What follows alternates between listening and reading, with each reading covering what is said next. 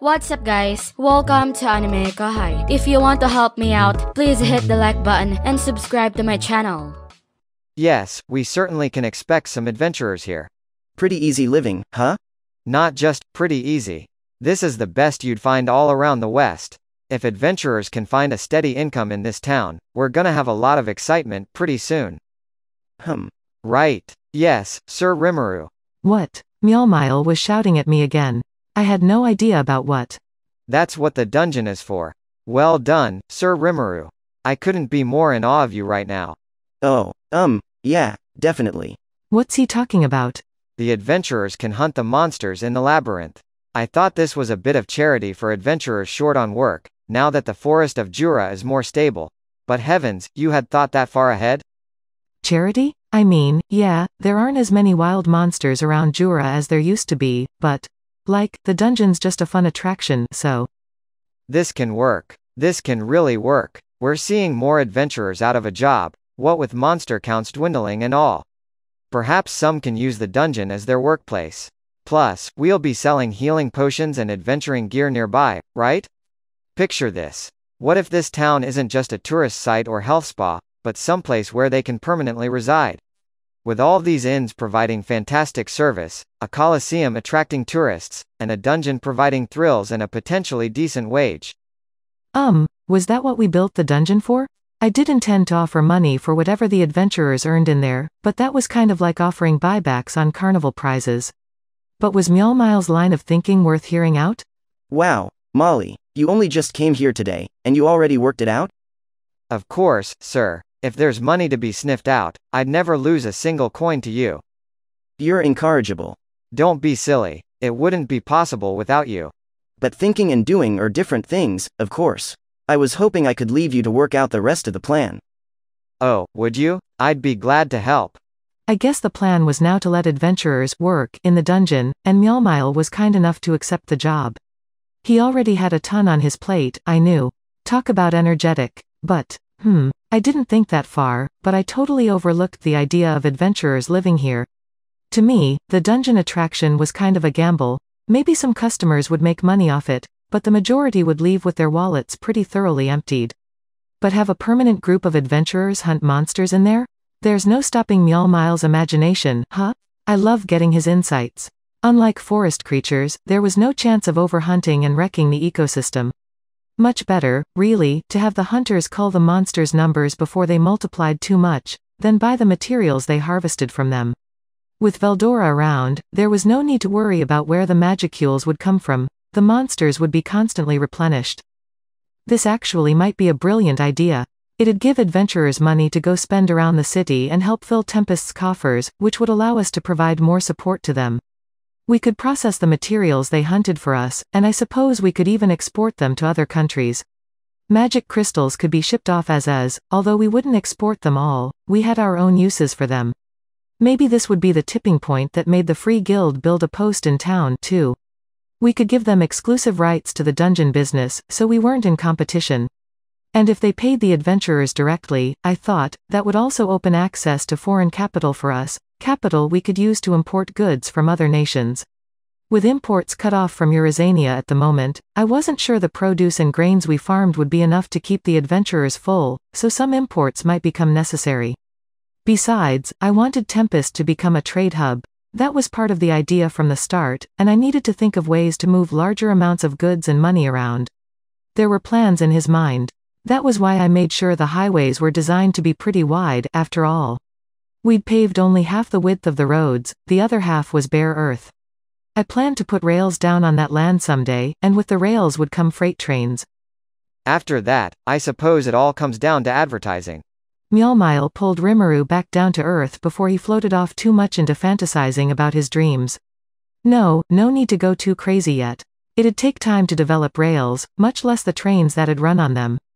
First, they needed to pull off this massive party without a hitch and make a good impression on the world. You're right. This isn't advertising, exactly, but I've sent out invitations to world leaders. Journalists from several nations are working with me as well, so I think we should see a pretty decent turnout. Oh, good to hear, Sir Rimuru. I was just thinking that we'd best start negotiating with royalty and nobility before the winter thaw if we want them to join in, but you've already planned ahead, eh? In that case, I'll contact the larger merchant operations I work with and let them know about the festival. Could you do that? Certainly. I'm already prepared to. In fact, I intended to send out messengers once I scoped out how things were in Tempest. He grinned at Rimuru. Mjöllmile was so useful. Ah, my hat goes off to you, Molly. You never leave a single stone unturned, do you? I could say the same of you, Sir Rimuru. The foresight you've shown with all this is a far cry from anything I could ever manage. Another exchange of knowing smiles. Rimuru thinks Mjöllmile's far more of a schemer than Rimuru ever was, but he'll take the compliment. Sir Rimuru. Mjöllmile continued, turning more serious as he stood up. There is no way this plan of yours could possibly fail. If you have what it takes to build a nation up this far, I'm sure you could guide just about anyone to success. Rimuru was not sure about anyone, but Mjöllmile did help put his mind at ease. Rimuru supposes Mjöllmile was impressed enough by their town's food, environment, and creature comforts. That's why Mjöllmile was reacting that way, and perhaps it was a sign of their future promised success, even. Rimuru stood up and extended a hand to him. I'm counting on you, Molly. Certainly. Mjöllmile replied, gripping it in a handshake. From that moment, Rimuru was sure they had it in the bag. That night, they held a big dinner at Mjöllmile's mansion. Afterward, Mjöllmile and Rimuru were relaxing together over some tea when Mjöllmile whispered something to a servant and had him go fetch someone. This someone, or rather someones, turned out to be Bid and Gobaman. I had thought Gobaman was staying undercover as he kept watch over Mjöllmile. If he was here, had he introduced himself to the guy or something? And that wasn't even my main concern. Sir Rimuru, I understand that kind Gobaman here was sent to protect me? I thought about playing dumb for a moment, but I guess Mjöllmile already knew he was here on my orders. No point trying to hide it. Well, yeah, but, Gobaman, what's up with your arm? I kinda had to ask. Half of his right one was missing, ending at the elbow. Sir Rimuru, my sincerest apologies. He kneeled down, head virtually to the floor. I made a terrible mistake and exposed my identity to Mjöllmile. This arm was my punishment, you see. Rimuru turned to Mjöllmile for some kind of explanation. Now, Gobaman. Go on, lift your head up. Have some tea to calm you down. Mjöllmile sat Gobaman on a seat and offered him tea from a servant. Once they were all in place, Mjöllmile turned to Rimuru and went into the story. It turned out that Mjöllmile had, indeed, been attacked several times since their meeting. Mjöllmile, being no fool, ordered Bid and the rest of his security detail to redouble their efforts, but there were a few close scrapes that were foiled thanks to the assistance of an anonymous bystander, Gobaman, in other words. There were considerably more assaults than Rimuru had planned for, and that's how Gobaman got spotted. Mjöllmile apparently figured Gobaman must have been with Rimuru and kept pretending not to notice out of politeness. And then it happened. Viscount Kazakh, whether he lost his temper or whatever, decided to get serious. So I left my business to a trusted associate and left for this country. Once I reached the highway, I assumed I was safe and nobody would try to touch me. But the highway was full of adventurers, traveling merchants, and patrolmen. Rimuru had teams clear the roads daily to keep them free of snow, so the winter hadn't slowed the flow of people much. An attack in such a well-traversed area was unthinkable, and even if it happened, their security team would be right on the scene. Someone like Mjöllmile, who traveled the highways frequently, was fully aware of that. But as if to prove his confidence was misplaced, his party came under attack at a village near the far end of the highway. A village? You mean the one where Bid tried to rip, where Bid and I first met? yes, the very same, Sir Rimuru. Bid might have been Mjöllmile's bodyguard now, but when Rimuru first met him, Bid was a pretty low-end swindler. It wasn't worth bringing up past drama, though, so Rimuru glossed over it. Bid had shown up to help defend Gobaman, and now they were both behind Mjöllmile as he explained matters. As Bid then explained, they were accosted by a wagon painted black, out of which popped monsters, several of them, all ranked B as an ex-sea fighter. Bid and his team couldn't do much. And they were all about to say their prayers but still did their best to evacuate the villagers and buy some time. Then Gobaman showed up. Yeah, that Gobaman guy saved all our lives, man. That he did. Mjöllmile added. Not just me, but everyone who was there owes him a word of thanks. But I still failed. Gobaman didn't seem interested in the compliment. He wasn't the sort to lose out to this monster band, and apparently he had dispatched them in short order. Gobaman then attempted to capture the criminal leading them, only to go eye to eye with a basilisk, a B+ threat. It spewed petrifying gas at Gobamon's right arm, and he hurriedly amputated it himself before it spread any further. That bought the black wagon enough time to speed off. Failed? Meaning you didn't catch the guy behind it? Yes, but I let Mjöllmile notice me. That's what he's talking about. I don't really care about that. Your bodyguard duty was the more important thing.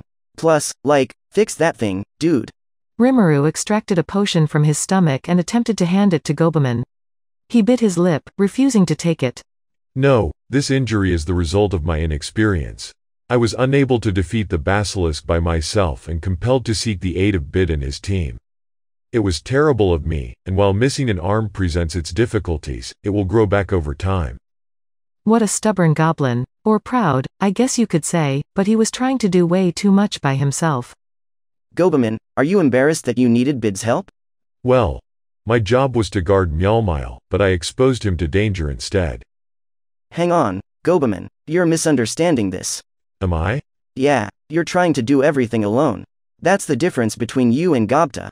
That summed it up, really, the ability to work with the people underneath them. Datta never tried to do all the work himself. Even when fighting powerful monsters, he was always issuing commands to his team. That's it for this video, guys. Thank you for always watching my videos and supporting my channel. Shout out to Shukran, Swarup Sagar, Bunjin Kozidilisa, Vignesh, Mr. Thapa, Zodi Light, Agent KRL, Anshu Mishra, Cypher, Street House, Peter Oliver Palacio, Rowa Legion, The Raymond Gaming YT, Skatish Corner Store, Imdada 115, and last but not least, shout out to Michael. I'll see you guys in the next video.